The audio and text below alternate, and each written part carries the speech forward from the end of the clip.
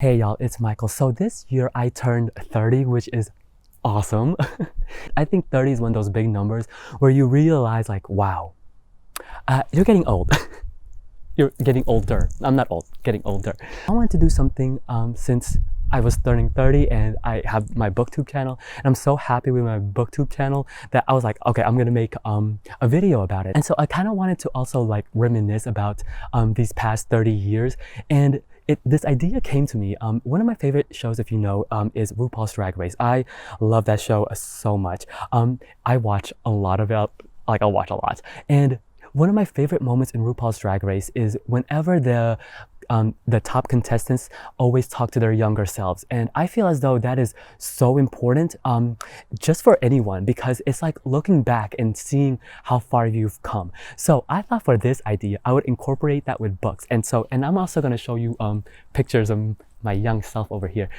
Probably some videos too, depending on how this turns out. I'm going to split this up into 4 parts.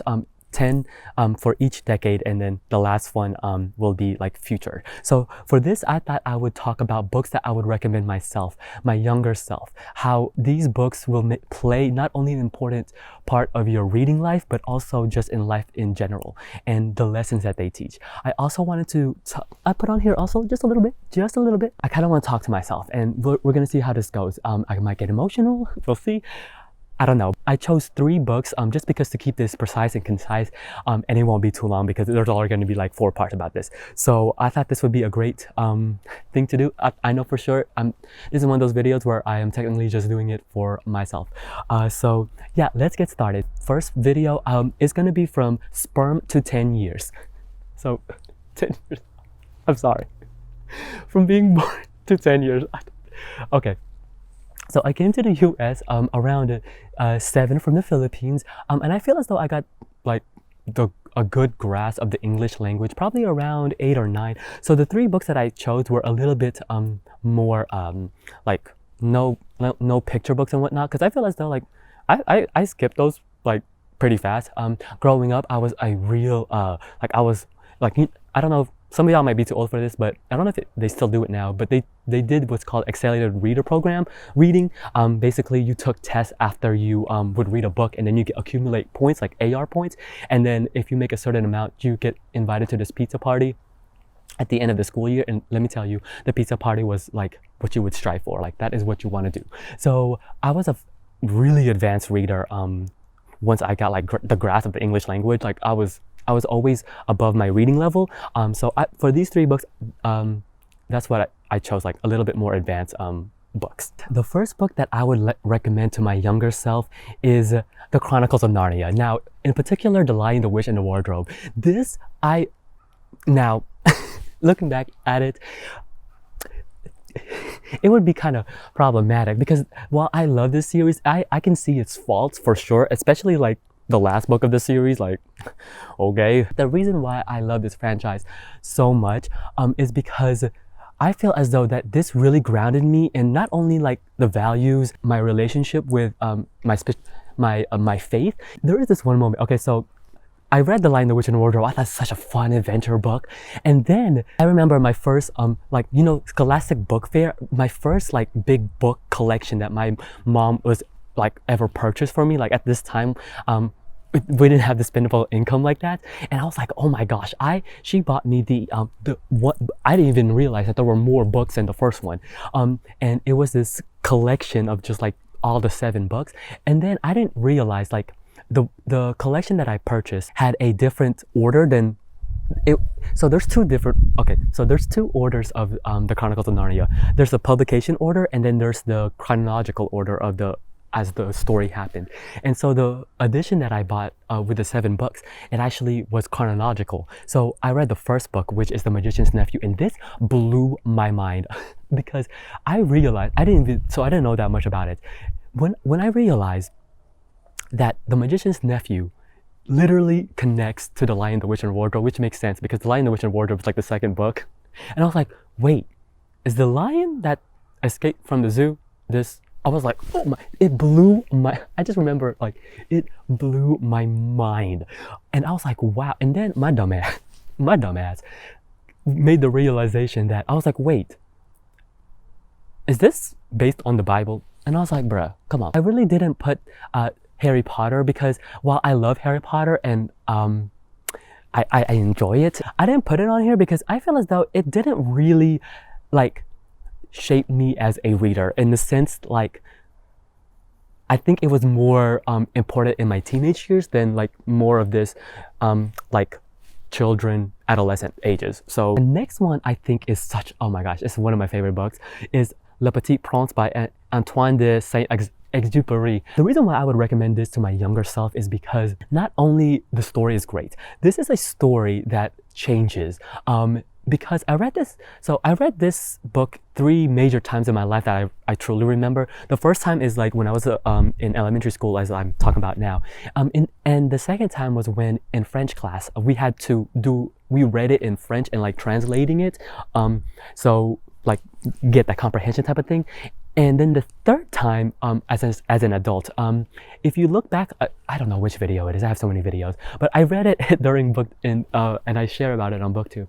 And this is one of those stories where it really changes depending on your age. Well, not even your age, on your comprehension reading level. And it's especially dealing how you have experiences in your life. Oh my God, growing up, this book, I was just like, what a fun action adventure. He's going around different planets. But then when I read it in French, I was like, wow, the language and the usage of like, while it's elementary, like the French way, like it's the French written way is just so intricate. And I was like, oh, this is so cool. I think as an adult, this is when it really made a impact on me. And I was like, oh, this is dark. I was like, oh, this talks more about than what I thought it was going to be. Like, it's more than just about a little prince going around from planet to planet and having this adventure. Like, I was like, this is dark and deep.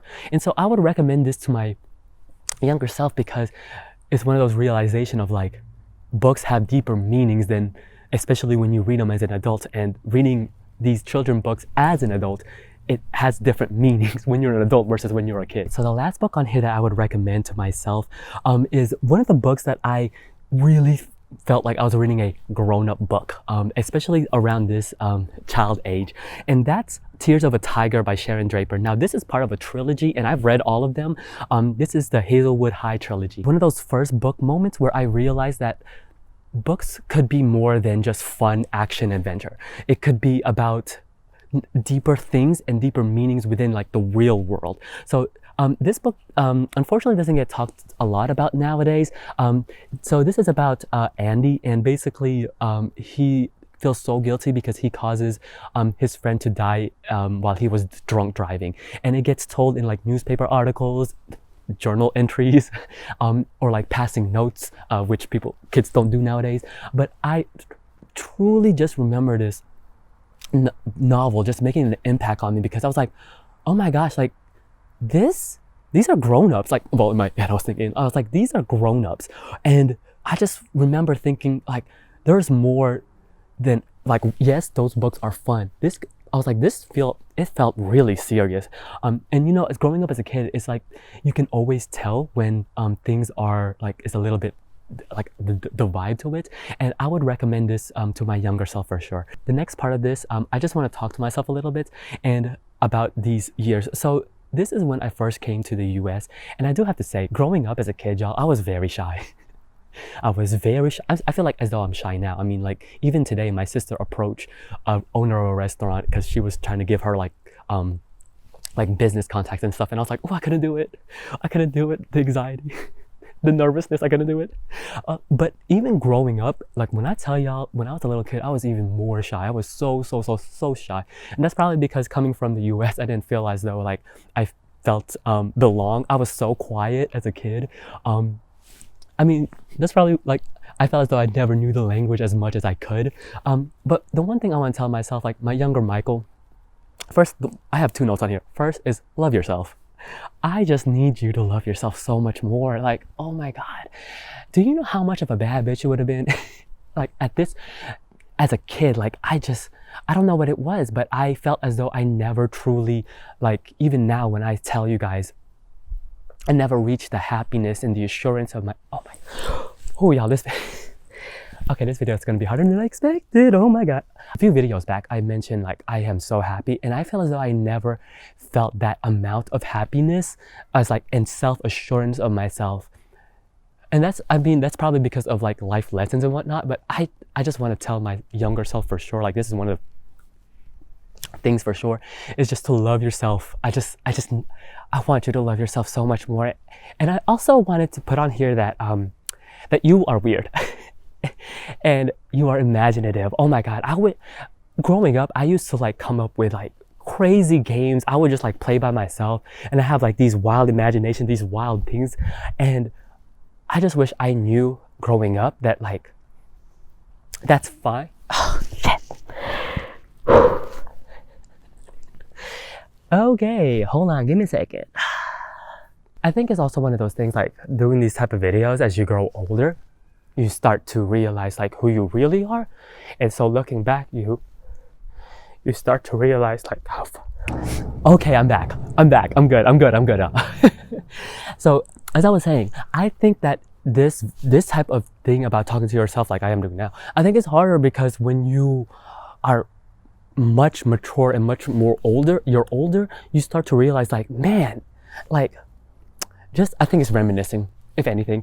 But the thing about being weird, I would love had to tell myself like to embrace that weirdness, to embrace that difference, because like even growing up, I thought like at the time, this was when like anime wasn't even as big as it is like today. I loved anime. I remember my first anime that I truly loved was not Detective Conan, Case Closed, and Dragon Ball Z and Sailor Moon. Oh god, I love Sailor Moon so much. And at the time, I just felt very lonely, and it felt weird. Like it has some sort of like stigma attached to it. So I thought, I would tell myself, like my child self, I was like, embrace that weirdness, because you'll come to realize that people love you for that. Like, and people will embrace you for that, because your humor and your charm and your personality will be the reason why people gravitate towards you. Okay, y'all, oh my god. Okay, this video is harder to film than I anticipated, but yeah, I think that would be the one thing that I would say to myself, especially being this at this age of childhood, is truly love yourself. I want you to love yourself. And it's one of those things, I know it, where it's so much easier to say than do, especially when you're a kid, when you're so self-conscious and you are literally putting like your self-worth because of others. Oh. Okay, y'all. Okay, wait, hold on. Just give me a second. Okay. We're getting emotional here on the Michael Reach channel. So yeah, check out part 2 when that comes out next. Yeah, okay. I'm gonna have to rethink about this because this is harder than anticipated. Oh my gosh, but y'all, it feels so good. It feels so good looking back. So yeah, so check out part 2 whenever that happens. So yes, until then, I'll see you guys next time. Bye.